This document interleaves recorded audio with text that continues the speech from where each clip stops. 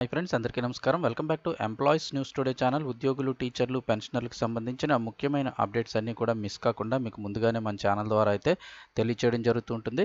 So మరొక important అప్డేట్తో మీ ముందుకైతే రావడం జరిగింది. ఇది కొంచెం పెద్ద వీడియో ఉంటుంది.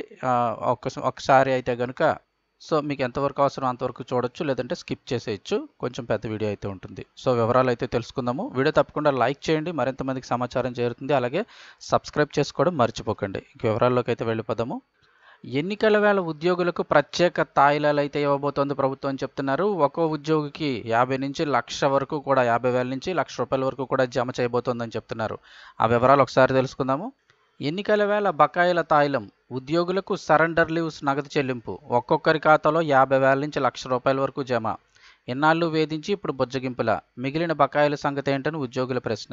వివరాలు చూస్తే 5 ఏళ్లుగా ప్రభుత్వ ఉద్యోగులను అనేక రూపాల్లో రాచిరంపాన్ని పెట్టిన జగన్ ప్రభుత్వానికి పోలింగ్ తేదీ సమీపిస్తున్న వేళ వారిపై ఎనలేని ప్రేమ పుట్టుకొచ్చిందంటున్నారు. ఉద్యోగులకు సరెండర్ లీవుల బకాయిలను హడావిడిగా చెల్లిస్తోంది. పోలీసులతో పాటు కొన్ని కేటగిరీల ఉద్యోగుల ఖాతాల్లో గురువారం, శుక్రవారాల్లో బకాయిలు జమయ్యాయి.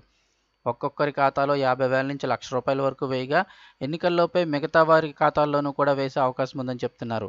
అయితే ఎన్నాళ్ళు తమపై కక్షగట్టి హక్కులను కాలరాసి స్వేచ్ఛను హరించి గొంతు నొక్కేసిన ప్రభుత్వం ఎన్నికల ముందు ఎరవేస్తోందా అని ఉద్యోగ సంఘ నేతలే ప్రశ్నిస్తున్నారు. మాలోని ఆగ్రహం ఎన్నికల్లో దెబ్బతీస్తుందని గ్రహించే ప్రభుత్వం ఈ నిర్ణయం తీసుకున్నట్లుంది. మాకు హక్కుభుక్తంగా రావాల్సిన సరెండర్ లీవ్ సొమ్ములను విడుదల చేసి ఏదో లబ్ధి చేకూర్చినట్లు భ్రమ కల్పిస్తోందంటున్నారు. న్యాయబద్ధమైన డిమాండ్లు నెరవేర్చాలంటూ మేము ఎప్పటి నుంచో గొంతు చించుకొని అరుస్తున్నా పట్టించుకోలేదు. పైగా మా ఆందోళనలు, ఉద్యమాలను ఉక్కుపాదంతో అణిచివేసిందని ఉద్యోగులు గుర్తు చేస్తున్నారు. మాకు రావాల్సిన బకాయిలు చాలానే ఉన్నాయి. సుమారు 17,000 కోట్ల వరకు చెల్లించాల్సి ఉండగా అవన్నీ ప్రభుత్వం పెండింగ్లో పెట్టింది. సరెండర్ లీవుల బకాయిలు మాత్రమే చెల్లిస్తుంది.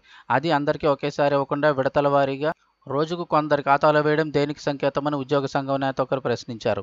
మిగిలిన 17,000 కోట్ల మాట ఏంటి? ఉద్యోగులకు ప్రభుత్వం మొత్తంగా 17,000 కోట్లకు పైగా బకాయిలు చెల్లించాల్సి ఉంది. డిఏ, పీఆర్సీ బకాయిలు 7,500 కోట్లు రావాల్సి ఉంది. వీటిని 2027లోగా దశలవారీగా చెల్లిస్తామని నోటి మాటగా చెప్పడమే తప్ప ఉత్తర్వులు ఇవ్వలేదు. అంటే ఆ బాధ్యతను వచ్చే ప్రభుత్వంపైకి నెట్టేసింది. ఇక టీఏడీఏ బకాయిలు 274 కోట్ల వరకు ఉన్నాయి.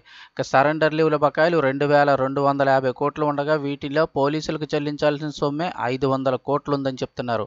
ఇక 2021-22 నాటికి పెండింగ్లో ఉన్న బకాయిలు మరో 300 కోట్లు. మెడికల్ రీయింబర్స్మెంట్ బిల్లులకు 118 కోట్లు విడుదల చేయలేదు.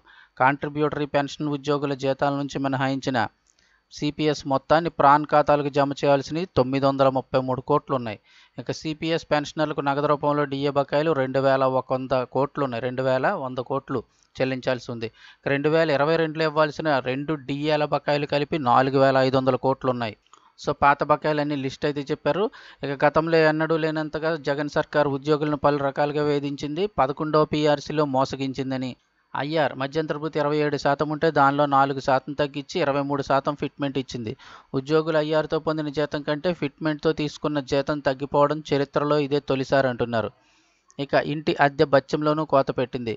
రాష్ట్ర సచివాలయ ఉద్యోగులకు గత ప్రభుత్వ హయాంలో 30% ఉన్న హెచ్ఆర్ఏను 24%కి తగ్గించింది. జిల్లా కేంద్రాల్లో 20% ఉన్న హెచ్ఆర్ఏను 16%కి కుదించింది. ఇక 11వ పీఆర్సీ సిఫార్సు చేసిన పే స్కేళ్లను పూర్తి స్థాయిలో అమలు చేయకుండానే 12వ పీఆర్సీ వేసిందని, అలాగే 2023 జూలై నుంచే కొత్త పీఆర్సీ అమలు కావాలి. ఆలస్యమైనందున ఐఆర్ ఇవ్వాలి. ఆ గడువు దాటి 10 నెలలైనా ఇప్పటికీ ఐఆర్ అయితే ప్రకటించలేదు. ఉద్యోగులు, ఉద్యోగ సంఘాల నేతలపై 5 ఏళ్లలో వైకాపా ప్రభుత్వం చేసిన దాష్టికాలకు అంతే లేదని చెప్తున్నారు. పీఆర్సీ అంశంపై 2022 ఫిబ్రవరి 3న ఉద్యోగులు చేపట్టిన చలో విజయవాడ ఆందోళన అడ్డుకునేందుకు తీవ్రంగా యత్నించింది. 1,00,000 మంది ఉద్యోగులు బీఆర్టీఎస్ రహదారిని దిగ్బంధించడంతో కంగుతిన్న ప్రభుత్వం అనేక మందిని అరెస్ట్ చేసి కేసులు పెట్టింది. నాటి నుంచే ఉద్యోగులపై కక్ష కట్టిందని చెప్తున్నారు. ఇక ప్రభుత్వ పెద్దలు, ఉన్నతాధికారులు, వైకాపా నాయకులు ఉద్యోగుల అవమానాలకు గురి చేశారు. ఉపాధ్యాయులను మద్యం దుకాణాల వద్ద క్యూ లైన్లకు కాపలా ఉంచి మరుగుదొడ్లను కడిగించి అవమానించారు. ఇప్పుడు ఎన్నికల వేళ ఓట్ల కోసం ప్రేమ కురిపిస్తే ఎన్నాళ్ళు ఎదుర్కొన్న వేధింపులు మర్చిపోతామా అని ఉద్యోగులు ప్రశ్నిస్తున్నారు.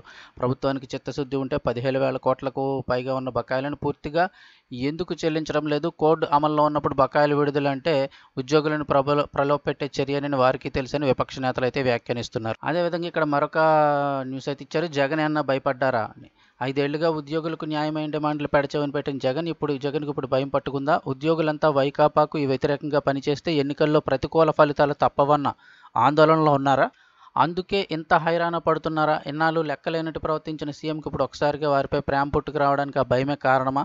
అందుకే సరెండర్ లీవులు బకాయిలు చెల్లించి మంచి చేసుకోవాలనుకుంటున్నారా అన్న చర్చ ఉద్యోగ వర్గాల్లో జరుగుతోందని చెప్తున్నారు. దీర్ఘకాలంగా పెండింగ్లో ఉన్న అనేక డిమాండ్లు, వేల కోట్ల బకాయిల గురించి ఎన్నాళ్ళు పట్టించుకొని ముఖ్యమంత్రికి ఇప్పుడు హఠాత్తుగా సరెండర్ లీవులు బకాయిలు గుర్తొచ్చాయంటే అది ముమ్మాటికి ఎన్నికల మహిమేనన్న అభిప్రాయం వారిలో వ్యక్తమవుతోందంటున్నారు.